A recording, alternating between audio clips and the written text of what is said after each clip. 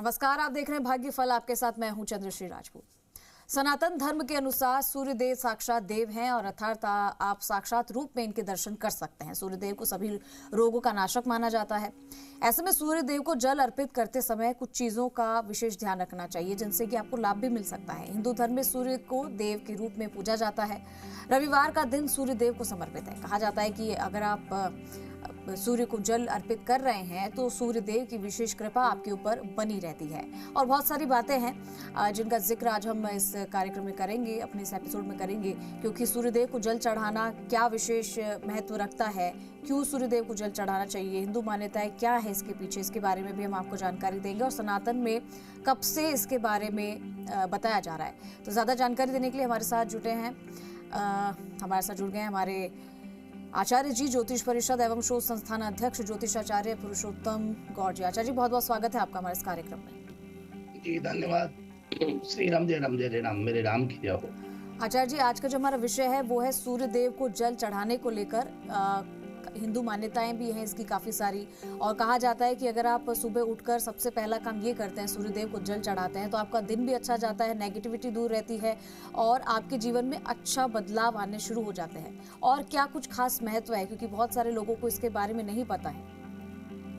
देखिए, आज का प्रसंग बड़ा अच्छा रखा है। सनातन धर्म के अनुसार सूर्य देव को साक्षात देव माना गया है।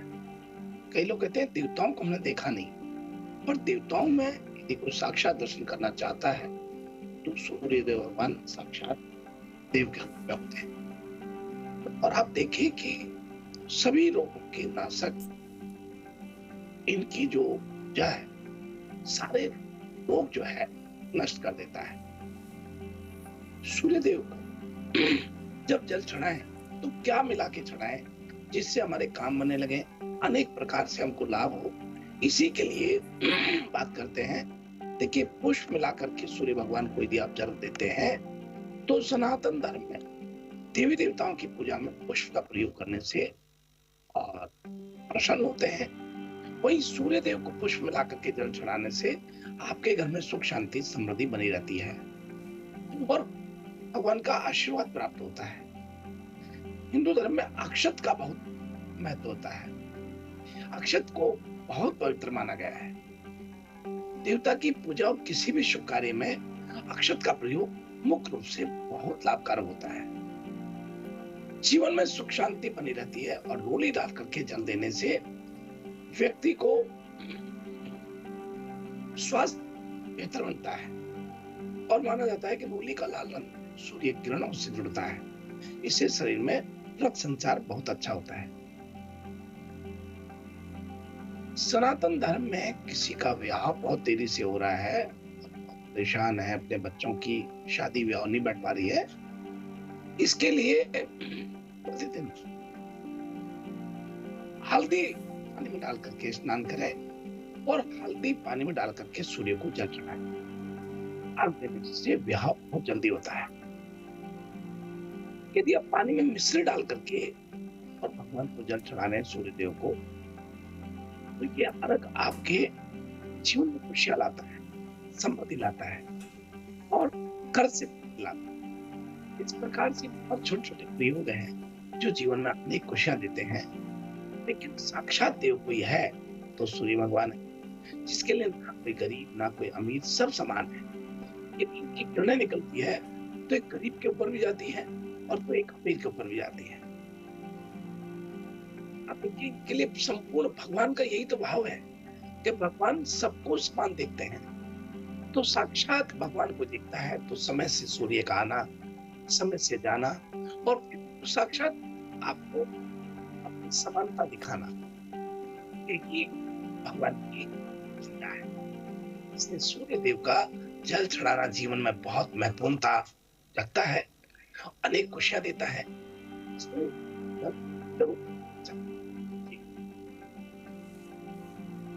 जी, तो सूर्य देव को जल अर्पित करना, उसकी खास बातें आचार्य जी ने आपको बताई। हमारे साथ कुछ कॉलर्स भी जुड़ना शुरू हो चुके हैं, एक करके आचार्य जी कॉलर्स को ले लेते हैं। पहले कॉलर जो हमारे साथ जुड़े हैं, अपना नाम और अपना सवाल बताएं। हेलो हेलो जी जी पंडित जी प्रणाम। जी आयुष्मान। पंडित जी, आपसे कुछ दिन पहले मैंने पूछा था, जी प्रॉपर्टी लाइन में कुछ दिक्कत आ रही थी, मैंने आपने बताया था शिव जी को शहर चलाने के लिए जी। वो मैंने शुरू कर दिया पंडित जी, लेकिन अभी काम कोई खुल नहीं रहा है, बात होती है बीच में टूट जाती है, ये कब तक चलेगा पंडित जी? देखिए, इसमें एक चीज और है कि ये सुबह सूर्य उदय होने के साथ करना चाहिए आपको। मतलब इसको 8 बजे से पहले पहले आपको भगवान शिव का जलाभिषेक करके और फिर शहद से अभिषेक करो, और ये 8 बजे से पहले पहले करें। नियमित रूप से करते रहिए, निश्चित बैठेगा। लक्ष्मी को देने वाला और काम को बैठाने वाला प्रयोग है, अवश्य लाभ है। जी जी, अगले कॉलर को जोड़ेंगे। अगले कॉलर जो हमारे साथ जुड़े हैं, अपना नाम और अपना सवाल बताएं। नमस्ते गुरुजी। जी नमस्ते। मैं हाँ बात कर रही हूँ। मेरी मम्मी के लिए पूछा था। मम्मी का नाम है अंजू गोयल। 16 जनवरी 1967 रात को 3:30 बजे जयपुर। गुरुजी, वो तबीयत के लिए मैंने पूछा था आपसे, आपने उपाय भी बताया था, पितृदोष बताया था मुझे, और वो छिड़कने के लिए बोला था, मैंने वो करा। लेकिन अभी डॉक्टर्स को भी दिखाया तो एक डॉक्टर तो बोल रहे हैं कि सन डलवाना है, एक बोलते हैं जरूरत नहीं है। अभी ये मतलब कभी ठीक हो जाती है, कभी वापस खराब हो जाती है, तो ये डॉक्टर्स का है या कोई दोष ही है? और अगर लगता है आपको भी डलवाना ही चाहिए तो फिर कौन से दिन? देखिए बेटी, ये बात सही है, ऑपरेशन तो कराना और डलवाने तो पड़ेंगे। और ये इसके दिन की बात करें तो आप मंगलवार शनिवार को छोड़ के कोई भी दिन आप चुन लें। लेकिन ये बात सही है कि आपकी मम्मी बड़ी भाग्यशाली है और स्वस्थ होंगी और बिल्कुल लंबी आयु है। आप बिल्कुल नहीं डरें। और वो गंगा जल गौमूत्र का कार्य है वो तो नियमित रखें, क्योंकि पितृदोष भी यहाँ दिखाई देता है। कभी तो इनको जो है बीमारी दिखाई देती है, कभी ये ठीक होने की स्थिति में आती है, तो ये कहीं न कहीं पितृदोष का प्रभाव होता है। तो इसके लिए कोई डरने की आवश्यकता नहीं है, कोई घबराने की आवश्यकता नहीं है। डॉक्टरी जो इलाज है वो लेना है, जब डलाने पड़ेंगे तो डलाएंगे। और मंगलवार शनिवार छोड़ के आप कभी भी कर सकते हैं। बहुत मंगल शुभ आशीर्वाद है। जी, अगले कॉलर का रुख कर रहे हैं। अगले कॉलर जो हमारे साथ जुड़े हैं, अपना नाम और अपना सवाल बताएं। हेलो जी हेलो। जी, जय श्री राम। हाँ, जय श्री राम पंडित जी। जी हेलो सर, अपना नाम और अपना सवाल बताइए। हाँ, बच्चे का नाम देवेंद्र है, सन 1998 का जन्म है, और 3 दिसंबर का महीना है, दिन के 3 बजे, और जगह है सहोखर। इसका भविष्य कैसा रहेगा पंडित जी? जो कुछ गलत आदतों में पड़ गया है। देखिए बहन, आपका बहुत स्वागत है, लेकिन एक चीज मैं जरूर बताना चाहूंगा, इनकी संगत जो है वो गलत है, और संगत के कारण ही ये है, इसके जिम्मेदार केवल संगत ही है। तो आप कृपा करके बहुत अच्छा सोचें और बच्चे को ज्यादा डांट फटकार न लगा करके, और बच्चे के लिए विशेष तौर पर यदि आप कर सकते हैं तो इनको नियमित रूप से हनुमान चालीसा का पाठ करने के लिए कहें, और 7 धान जौ गेहूं चना मक्का बाजरा ज्वार चावल इत्यादि चीजों को लेकर के इनके ऊपर से वार करके और पक्षियों को डालना शुरू कर दें। सब ठीक रहेगा, कोई टेंशन नहीं करें। और जो गलत आदतें हैं ये इनकी फरवरी 2025 के बाद से बहुत कम होने लगेंगी। बहुत समझदारी और बहुत ज्ञान इनको हो जाएगा, और जैसे ज्ञान और समझदारी आएगी तो ये सब चीजें दूर हो जाएंगे। तो कोई टेंशन नहीं करें आप। जी जी आचार्य जी, अगला कॉलर जोड़ते हैं। अगले कॉलर जो हमारे साथ जुड़े हैं, अपना नाम और अपना सवाल बताएं। मैं सुरेंद्र बोल रहा हूँ सुजानगढ़ से। जी आचार्य जी, आपके चरणों में मेरा सत नमस्कार है। आयुष्मान श्री राम, जय राम जय राम। चंद्रश्री जी, आपको भी मेरा नमस्कार है जी। तो मैं ये पूछ रहा हूँ कि आचार्य, हमारे गुरु का आदेश था ये कि वो अभी भी सभी को ये कहते हैं कि हम एक ही दीपक के अंदर श्याम जी और बालाजी की 2 बत्ती जलाते हैं।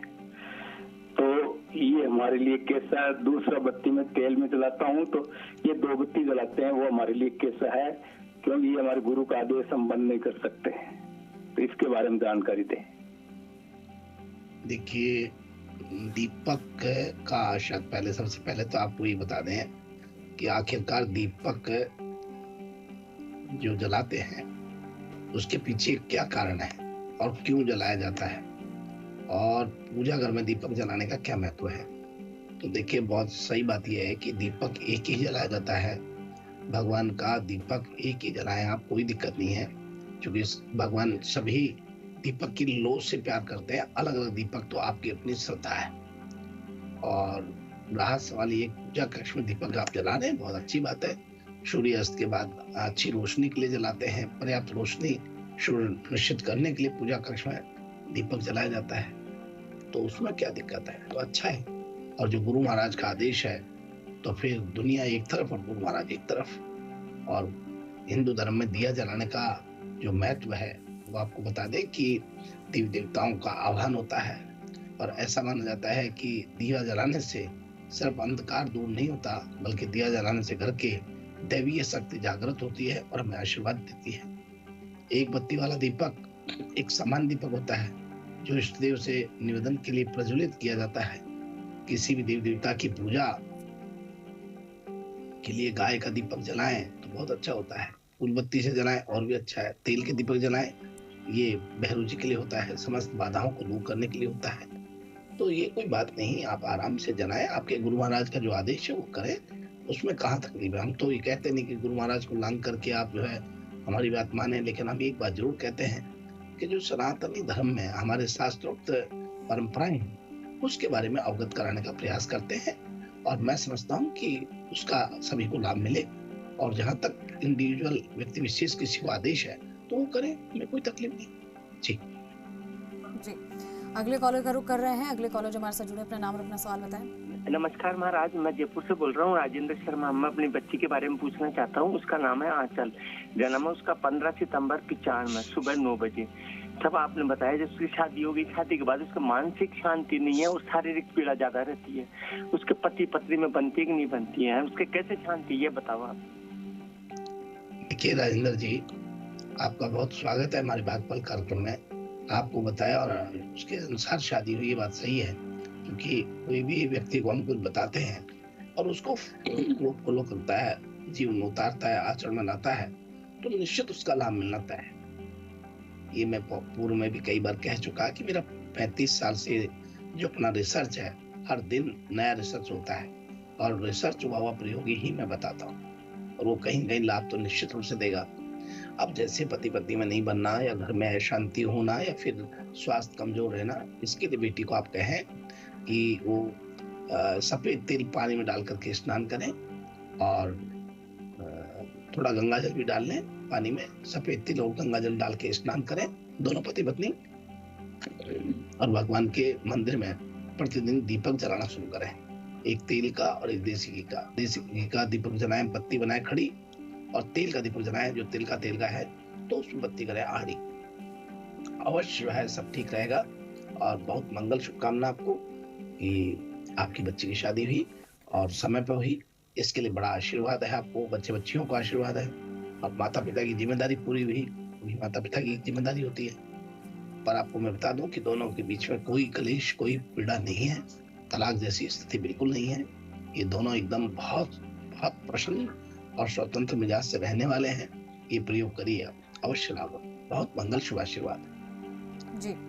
एक और कॉलर को जोड़ेंगे। अगले कॉलर जो हमारे साथ जुड़े, अपना नाम और अपना सवाल बताएं। हेलो जी।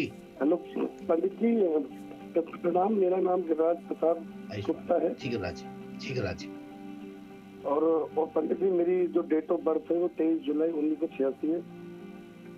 अच्छा 23 जुलाई 19। जी। और सर मेरा जो 23 जुलाई 1986 मेरी डेट ऑफ बर्थ है, और सुबह का 6:20 का मेरा जन्म है, और अलवर राजस्थान मेरा डेट ऑफ प्लेस है। जी। तो सर मैं ये जानना चाह रहा था कि तो मेरा जीवन जो रुक सा गया है, मतलब मैं लॉ ग्रेजुएट हूँ, एंड मेरा जीवन रुक सा गया है, और मेरा विवाह कब तक हो पाएगा, और मेरा मतलब नौकरी आगे मैं कब कर पकड़ूंगा, बिजनेस मैं करूंगा, तो नौकरी या बिजनेस, या फिर मेरा विवाह कब हो पाएगा, मतलब जीवन रुक सा गया है, आगे कुछ आगे हो नहीं पा रहा है। बहुत स्वागत है। आप लॉ ग्रेजुएट हैं, बहुत अच्छी बात है, और रास वाले की जीवन रुक गया, ऐसा बिल्कुल नहीं है। आपने आत्मबल को कमजोर ना करें। और एक बात बता दें कि डराने का काम ज्योतिष का नहीं है। ज्योतिष तो संबल देता है, ज्योतिष तो एक मार्ग प्रशस्त करता है, ज्योतिष तो एक कठिन, एक भयानक या कमजोर समय में संबल देने का काम करता है। और मन में कोई भी अनबन चल रही हो तो उसका रास्ता बताने का कार्य करता है। तो आप प्रतिदिन नहा धो करके, स्नान करके, हनुमान चालीसा का पाठ करते हुए राम रक्षा स्तोत्र पढ़ें। 3 महीने आप नियमित रूप से करिए।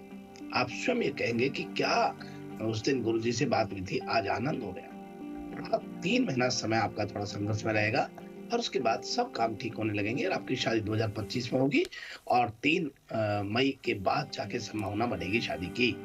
आपके सभी काम आसानी से पूर्ण होने लगेंगे। आप ये करिए। बहुत मंगल शुभ आशीर्वाद जी। आचार्य, वक्त हो गया है आज का राशिफल जानने का। तो आइए हम बात करते हैं मेष राशि से। आज मेष राशि के सभी जातकों को विशेष तौर पर आपकी माता जी का थोड़ा तबीयत खराब देखने को मिलेगा, लेकिन आप घबराएं नहीं, बिल्कुल ठीक होंगे। और वहीं आपको बताएं कि कोई प्रॉपर्टी को लेकर के बड़ा इन्वेस्टमेंट आज आप कहीं कर सकते हैं, जो आपके लिए बहुत अच्छा रहने वाला है। आपको किसी काम को लेकर के ज्यादा परेशान होने की आवश्यकता नहीं है और आपके सभी काम आसानी से पूर्ण होंगे। और अब बात करते हैं वृषभ राशि वाले लोगों की। आज वृषभ राशि के लोगों को अपने कामों में बहुत तरक्की मिलेगी। आपकी आय में वृद्धि होनी तय है और इससे खुशी का ठिकाना नहीं रहेगा। यदि कोई डील प्रॉपर्टी की धन को लेकर के रुकी हुई है तो वह पूर्णतः आज सफल होगी। धार्मिक कामों में आपकी काफी रुचि रहेगी, जिसे देख करके परिवार के सदस्य भी बहुत खुशी होंगे। और अब बात करते हैं मिथुन राशि वाले लोगों के लिए। आज आपका माता पिता का आशीर्वाद आपका निश्चित रूप से प्राप्त होने वाला है। आपने यदि किसी को धन उधार दिया है तो वह आपको वापस मिल सकता है। सामाजिक क्षेत्र में कार्यरत लोग आपके कामों से बहुत प्रसन्न। और अब बात करते हैं कर्क राशि वाले लोगों के लिए। कर्क राशि के जातकों को आज जो भी समस्या चल रही है उसका समाधान नहीं होगा।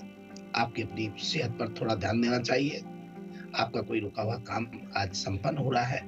सेहत में उतार चढ़ाव रहने के कारण आपके कामों को करने में कुछ समस्याएं पैदा हो सकती हैं। और अब बात करते हैं सिंह राशि वाले लोगों के लिए। आज सिंह राशि के जातकों को लंबे समय से रुका हुआ काम परेशान कर सकता है। आपकी इनकम के सोर्स बढ़ने की आज स्थिति बनती है। किसी मांगलिक कार्यक्रम में आज आप सम्मिलित हो सकते हैं। और बात करते हैं कन्या राशि वाले लोगों की। कन्या राशि के जातकों को नौकरी में बदलाव का मौका मिलेगा। वहीं आपको अपने घर की साज सज्जा के लिए इलेक्ट्रॉनिक आइटम्स की खरीद करनी पड़ सकती है। ऑनलाइन व्यवसाय कर रहे लोगों को थोड़ा आज ध्यान देने की आवश्यकता है, कई नुकसान हो सकता है। और अब बात करते हैं तुला राशि वाले लोगों के लिए। तुला राशि के जातकों को नया घर खरीदना एक सपना पूरा हो रहा है। अपने दोस्तों के साथ कुछ समय मौज मस्ती करने से आपको बहुत प्रसन्नता मिलेगी, लेकिन कई नुकसान दे सकती है। संतान की संगति पर विशेष आपको ध्यान देना चाहिए। और अब इसी क्रम में आगे बढ़ते हैं और बात करते हैं वृश्चिक राशि वाले लोग। यदि आप किसी के लोन के लिए अप्लाई कर रहे हैं तो उसे मिलने से भी आपकी समस्या दूर होगी। जीवन साथी आपसे किसी चीज की फरमाइश आज कर सकता है, जिसे आपको पूरा करना पड़ेगा। आपका मन संतान किसी बात को लेकर के परेशान कर सकती है। और अब बात करते हैं धनु राशि वाले लोग। आज आप अपने मन माने स्वभाव के कारण को परेशान रह सकते हैं। पारिवारिक मामलों में आपको पूरा ध्यान देना चाहिए। आप किसी की बातों को लेकर के ना बैठें, नहीं तो इससे आपसे रिश्ते खराब हो सकते हैं। कार्य क्षेत्र में आपको कोई नई उपलब्धियां आज प्राप्त होने वाली है। और अब बात करते हैं मकर राशि वाले लोगों की। एक जीवन जी रहे लोग सभी की बातों में आकर के कोई बड़ा इन्वेस्ट करने की सोचेंगे, पर नहीं करना चाहिए। विद्यार्थियों का पठन पाठन में खूब मन लगे। आज आप किसी एंट्रेंस को भी आसानी से क्लियर कर लेंगे। और अब बात करते हैं कुंभ राशि वाले लोग। आज बिजनेस में आपके कोई धोखा कर सकता है, इसलिए आप किसी पर आंख करके भरोसा ना करें। वाहन की अकस्मात खराबी के कारण आपका धन खर्च बढ़ सकता है। परिवार में किसी सदस्य को सेहत खराब हो सकती है। अब बात करते हैं मीन राशि वाले लोग। आज आपको अपनी जिम्मेदारियों में ढील देना नहीं चाहिए। किसी से कोई बातचीत करे तो बहुत सोच समझ करके करें। अपने व्यवहार में बदलाव लाएं। कार्य क्षेत्र में आपको लोगों से काम को लेकर के आज मदद मिल सकती है। इस प्रकार से ये है आज का हमारा अपना राशिफल। जी, तो आज का हमने विषय भी जाना और आचार्य जी ने आपको बहुत सारी चीजें बताई, बहुत सारी बातें बताई। आचार्य जी हमारे साथ जुड़ने के लिए, जानकारी देने के लिए आपका बहुत बहुत धन्यवाद। शुभ प्रभात, शुभ आशीर्वाद, जय श्री राम। और चलिए अब आपको दर्शन करवाते हैं खाटू श्याम बाबा के आरती की।